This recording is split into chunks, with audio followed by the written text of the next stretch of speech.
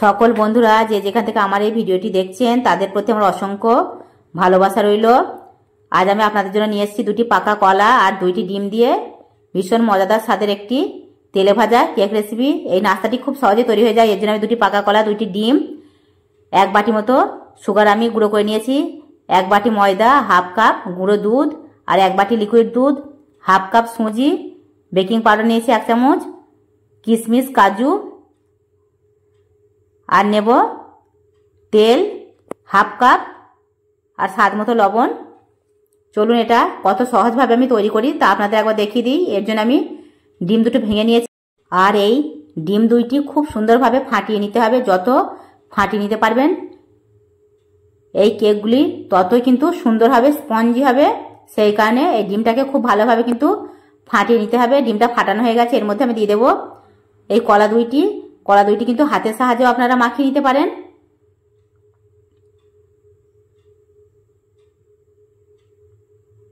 এর মধ্যে দিয়ে দিচ্ছি আমি সুগার। এই সুগারটা যদি এইভাবে গুঁড়ো করে নেন তাহলে কিন্তু এক বাটি দিতে হবে, আর দানা থাকলে এটাকে হাফ বাটি দিলেই হয়ে যাবে।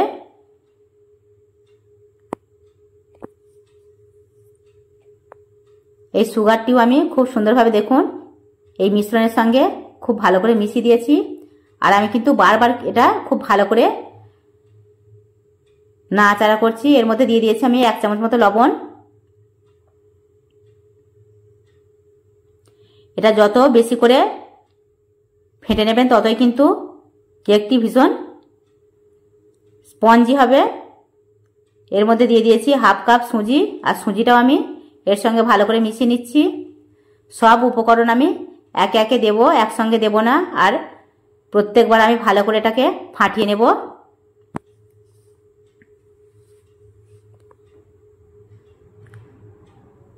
এর মধ্যে দিয়ে দিচ্ছি আমি ময়দা, আর ময়দাটা আমি ধীরে ধীরে দেব। আর এর উপর আমি রেখে দেওয়া গুঁড়ো দুধটিও দিয়ে দেবো, আর দুটি একসঙ্গে আমি খুব ভালো করে মিশিয়ে নেব।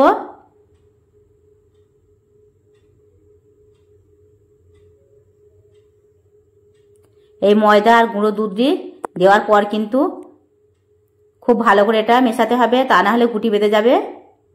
এর মধ্যে দিয়ে দিচ্ছি আমি রিফাইন অয়েল, এটা আমি হাফ কাপ মতো নিয়েছি।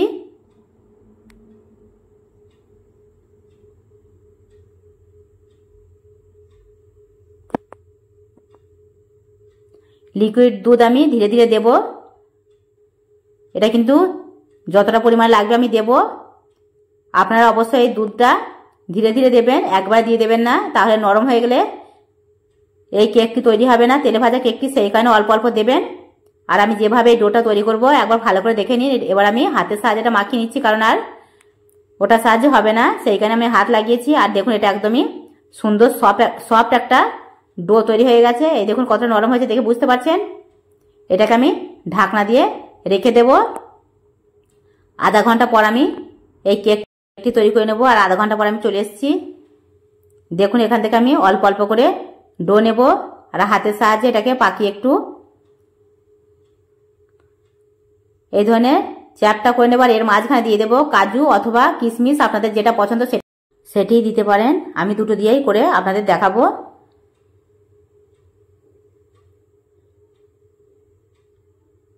এই দেখুন আমি এর মাঝখানে দিয়ে দিয়েছি, আর একটা ছাঁকনির সাহায্যে এইভাবে একটু ডিজাইন করে দিচ্ছি।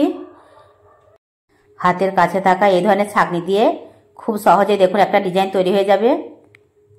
আর এইভাবে আমি সব কেকগুলো তৈরি করে নেব। এই ছাঁকনির সাহায্যে ডিজাইন তৈরি করে নেব। আর প্রতিটা ডোয়ের ভিতরে দিয়ে দেব কিশমিশ অথবা কাজু, যে কোনো জিনিস আপনারা ব্যবহার করতে পারেন। আপনাদের যেটা পছন্দ সেটাই দিয়ে দেবেন। একটিও দিতে পারেন, দুইটিও দিতে পারেন। আর এটিকে আবার আমি চারি সাইড থেকে তুলে মাঝখানে দিয়ে দেবো আর হাতের সাহায্যে গোল করে নেব। এবার ধীরে ধীরে একটু এটাকে হালকা করে চাপ দিয়ে একটু চ্যাপটা ধরনের করে নেব ছাঁকনি দিয়ে। আর এটি দেখবেন যখন তেলে দেবে এটি ফুলে কতটা সুন্দর মোটা মোটা হয়ে গেছে। সকল বন্ধুকে বলছি একবার এই নিয়মে তৈরি করবেন, দেখবেন এই সুস্বাদু তেলে ভাজা কেকটি ভীষণই মজাদার আর সুস্বাদু। আমি সবগুলো এইভাবে তৈরি করে নিয়েছি। এবার আমি চলে যাব গ্যাস ওভেনের কাছে আর এগুলো ভালো করে ভাজি করে নেব। আমি তেল বসিয়ে দিয়েছি গ্যাস ওভেনের মধ্যে, আর গ্যাস ওভেনটাকে আমি চালু করে দিয়েছি। গ্যাসের ফ্লেমটাকে খুব বেশি জোরে দেবেন না, ধীরে ধীরে দিতে হবে, তা নাহলে পুড়ে যাবে আর কেকটি খুব ভালোভাবে তৈরি হবে না। আমি একটা ছোট্ট গুটি দিয়েছি, কোন রকম হালকা একটু গরম হয়ে আসলে এর মধ্যে দিয়ে দেব।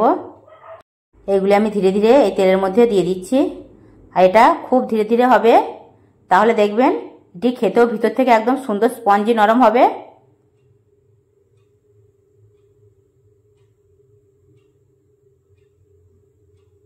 তেলটা দেখে বুঝতেই পারছেন যে কত ধীরে ধীরে এটা হচ্ছে। আমি কিন্তু গ্যাসের ফ্লেমটাকে খুব বেশি জোরে দিইনি, একদমই ধীরে দিয়েছি, আর এটা ধীরে ধীরেই তৈরি করে নিতে হবে। এইভাবে যদি একবার তৈরি করে খেয়ে দেখেন তাহলে কিন্তু নাস্তার জন্য আর আপনাদের চিন্তা করতে হবে না যে আমি কি নাস্তা করব। এইভাবেই তৈরি করে নিতে পারবেন। খুবই সুন্দর একদম নতুন স্বাদের একটি রেসিপি।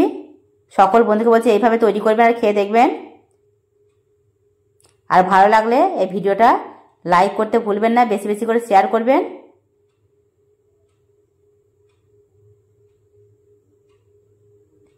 প্রতিটা মানুষের ঘরেই ডিম, কলা এই ধরনের জিনিস অনেক সময় থেকে থাকে, আর খুব সহজভাবে এই ধরনের নাস্তা তৈরি করে নিতে পারবেন। নাস্তার জন্য আর বেশি টেনশন করতে হবে না আপনাদের।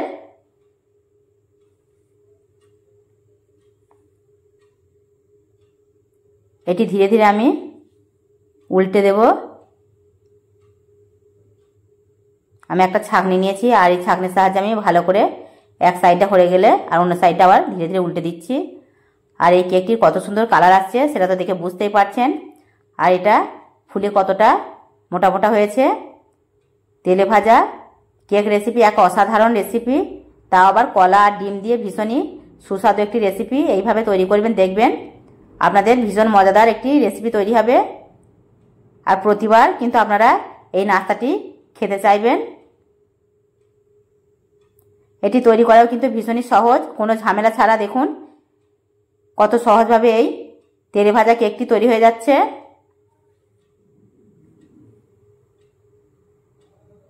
আমি এর থেকে কিন্তু বেশি আর লাল করব না।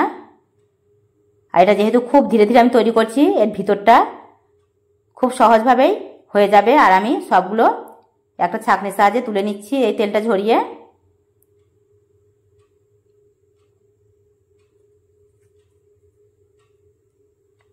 সকল বন্ধুকে বলছি এইভাবে তৈরি করবেন, দেখবেন আপনাদের রেসিপিটিও খুবই সুন্দর হবে। এই নরম তুলতুলে কেক রেসিপি একবার তৈরি করবেন আর বারবার তৈরি করে খেতে ইচ্ছে হবে আপনাদের। আমি এগুলো সব তুলে নিচ্ছি, আর বাকিগুলো আমি একই নিয়মে ভেজে নেব। আর এগুলো আমি সবগুলোই ভেজে নিয়েছি। আর দেখুন, দেখলেই জিভে জল আসবে এই ধরনের নাস্তা, নরম নরম স্পঞ্জি তেলে ভাজা কেক রেসিপি। আর দেরি করবেন না। দেখুন এটা কতটা সুন্দর হয়েছে, নরম স্পঞ্জি, আর ভিতর থেকে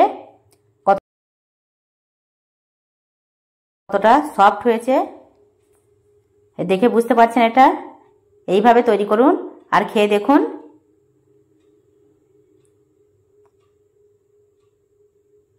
আর এর কালারটা কত সুন্দর এসছে সেটা দেখে বুঝতে পারছেন।